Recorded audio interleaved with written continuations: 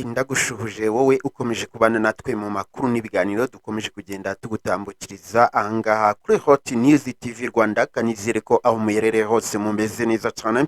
Bityo rero mboneyeho kubaha ikaze kugira ngo tubane mu makuru tubazaniye muri aka kanya. Nk'uko mubizi ko tugenda tureba amakuru arimo kugenda avugwa mu itangazamakuru, ku mbuga nkoranyambaga, n'amakuru arimo kugenda abera mu makaritsiye. Ariko umushyashya rwose ihutire udukandire kuri subscribe, kuri wowe utari wadukandiraho ihute ubikore, ntacyo bitwaye.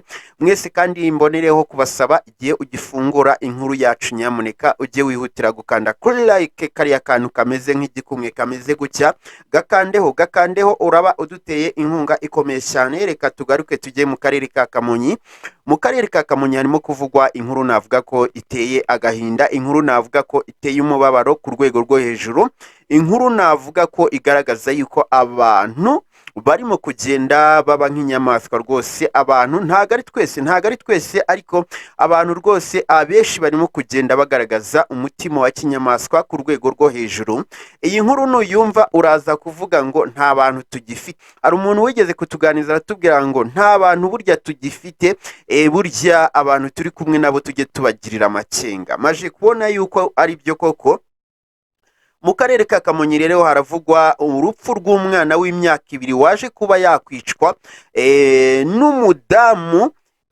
n'umudamu nyuma yuko uwo bari baturanye mbese muri make reka mbivuge neza, ni ingwe ebyiri. Urabona iyo utuye ahantu uba ufite abantu muturanye, kwa kundi rero hari ukuntu iyo ugiye nk'ahantu uvuga ati uriya ni umuturanyi wanjye, reka sige umwana hanyuma njye gukora utwonkora, ninza fata umwana subire mu rugo nta kibazo, umwana ntacyo yaba ari ku muturanyi wanjye.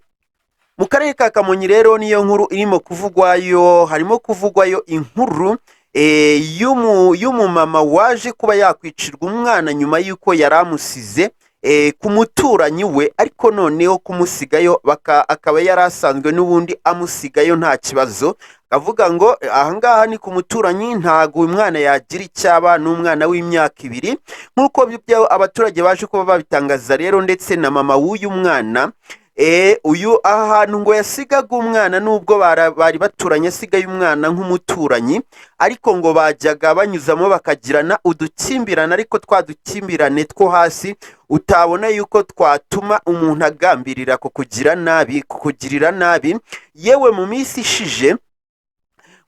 ishije ngo biturutse ku makimbirane bajyaga bagirana, baje kuba basangira urwagwa, bagura inzoga rwose baranywa, bigaragara yuko babona biyunze nta kibazo. Babona uyu mumama niko yabitangazaga, ngo abona nta kibazo gisigaye, noneho bwa bukimbirane bwose bagiranaga bwaravuyeho. Ariko noneho nyuma umugabo w'uwo nguwo wishyuye umwana ngo aza gukubitirwa mu nzira, araza akomangira uyu mudamu wiciwe umwana, aramubwira ati rwose wambabariye ukamperekeza nkajya kwa muganga ko mbona meze nabi, bamvunaguye. Ngo aramuherekeza baragenda. Noneho uwo mudamu ari we umwicanyi waje kwica umwana w'uwo mugore, ngo aza kumubwira ngo ngumva ngo ngewe ngo nzagukunda ari uko nakennye. My friend, biteye agahinda rero uburyo bishemo uyu mwana. Bamwishe nabi, bamwishe bamukuyemo amaso, bamwica ngo bamujombe bishirira mu maso. Umwana w'imyaka 2, my friend, umwana w'imyaka 2. Uyu mwana rero ngo babuze ahantu yaba yarenganye, hanyuma bamubuze barashakisha barabura.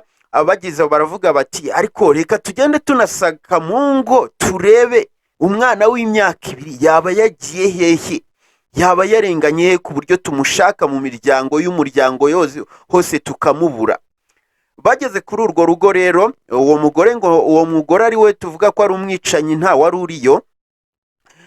Bakigerayo basanze hakinze, basunika urugi, basunitse urugi, nta kindi bahise babona uwo mwana ngo aryamye hafi aho ngaho, hafi y'umuryango yapfuye. Bamukuyemo amaso, bagiye bamujomba ibishirira. Mana yanjye, ibintu bikomeje kugenda bibera kuri isi ya rurema, biteye agahinda, biteye umubabaro. nk'uko uyu mumama rero ari we mumama w'uwo mwana wapfuye yabitangaje, yavuze ko rwose nubwo bajyaga bageraho bakabana mu buryo ubona ko batishimanye, yabonaga yuko bitakageze ku rwego rwo kuba yagambirira kumugira nabi cyangwa se ngo agirire nabi umwana we. Uri ikiremwa muntu njyewe sigaye nkitinya iyo unyeretse kunyanga kidogo, ntuzakine n'urwango urimo kwerekwa, uzahita umenya yuko ibindi byose amazi atakiri yayandi, umenye uko ugenda. Ibaze kwa kundi imiryango ibituranye, ni kwa kundi mushobora gupfa akantu konyine bikarangira, ariko birangira yishe umwana we. Yica umwana w'imyaka 2, umwana ukibaza umwana aba yagize ati ubundi. Aha biba bisobanuye yuko aba yarashatse abakura akababura, akavuga ati kuva narabuze ba nyina na base, reka mwereke ko noneho mufitiye umujinya, reka nice umwana we. Arabona yuko nubwo twabanaga ariko twabanaga murakari. Ako si ko aho abantu tubera ibigoryi, ugambirira kwica umwana ugira ngo wereke umuntu ko umwanga. Uba wumva wowe urajya hehe? Uba wumva urabahuta, uba wumva ari iki kiratuma bitamenyekana? Njya mbabwira ati isi tugezemo n'ikoranabuhanga gusa, uko wabigenza kose ntago wakora amabi nk'ayo ngayo ngo ubure kumenyekana, kereka inzego zibyihoreye, inzego za leta zibyihoreye ntizibijyemo. Ariko iyo zihagurutse zikavuga ngo reka turebe inkomoko y'urupfu rw'uyu muntu, birangira wowe wabigizemo uruhare ufashwe. Kandi nanone nkaba mbibutsa yuko igihugu cy'u Rwanda kiri mu bihugu bikeya kuri iyi si byita ku kiremwa muntu kurenza ibindi byose. Ntabwo umuntu yapfa gutyo ngo babure ubudashakisha ngo bamenye uwabigizemo uruhare. Abantu batuye rero hariya bakaba bavugaga bati ntabwo uyu muntu akwiye gufungwa, icyiza ni uko bamutumura, bamurasa akavaho, kuko amabi yakoreye uyu mwana noneho akamwica amushinyaguriye, amujombaguramo amaso, ajomba ibishira mu maso ye. Birababaje cyane. Ayo nguko rero nyamuneka nyambabwira ati kuri ubu ngubu mujye mugira amakenga ku rwego rwo hejuru, ikiremwa muntu mukigire amakenga ku rwego rwo hejuru. Ewana birakaze. Abantu babana, umuntu akakwereka ko kwishimiye, umuntu akakwereka ko nta kibazo, ariko nyamuneka ku mutima avuga ati kiragapfa icyama, mbone uko mbigenza icyama, ngo mbone uko nkirangiza. Mukajya musangira, ubona museka, ubona nta kibazo, uvuga ati ni inshuti yanjye, ariko ewana ku mitima hibereye ibindi utamenye ibyo ari byo. Biteye ubwoba. Isi tugezemo ndabona ari iy'ububabare gusa, nta byishimo na bimwe bisigaye, aho inshuti yawe ari ikugirira nabi, aho umuvandimwe wawe ari ukugirira nabi, aho uwo muvindimwe ari ukugirira nabi. Mbese sinzi uburyo nabivuga. Uyu mwana rero reka tumwifurize iruhuko ridashira. Uwo mwicanyi n'umugabo we batawe muri yombi, bafunzwe kugira ngo bakurikiranwe, barebe ese byagenze bite. Hanyuma namwe kandi tubashimire kubwo kuba mwafashe umwanya mukabana natwe muri aya makuru tuba twabateguriye. Gusa ntago twabura no kwihanganisha umuryango w'uwo mwana. Ndabakunda cyane.